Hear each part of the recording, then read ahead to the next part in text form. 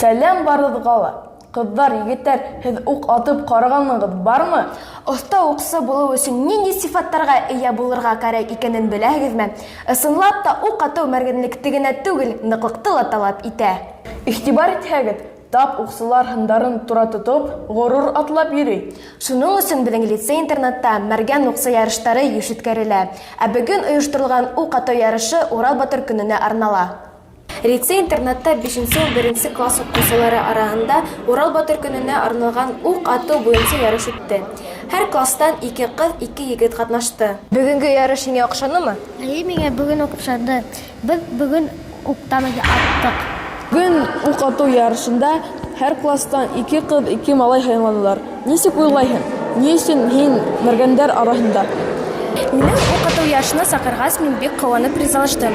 Бүгенге көндә мин шәп итеп уктан аттым һәм күп мәргән идем. Бүгенге көн мин бик канәгать. Кызыл алыштан һуң укчылар түбәндәге һөҗүмтәгә ия булды.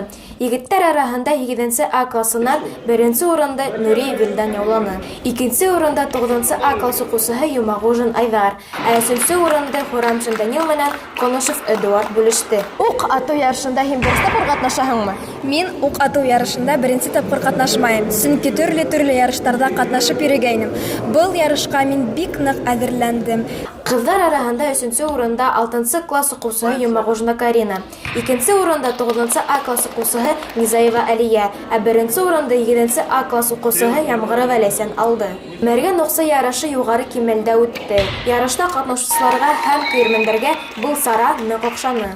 Ук ату халкыбызның был спорт түре борын-борындан яшәгән. Башкортларда иң көчле батырлар, иң оста укчылар булып танылган.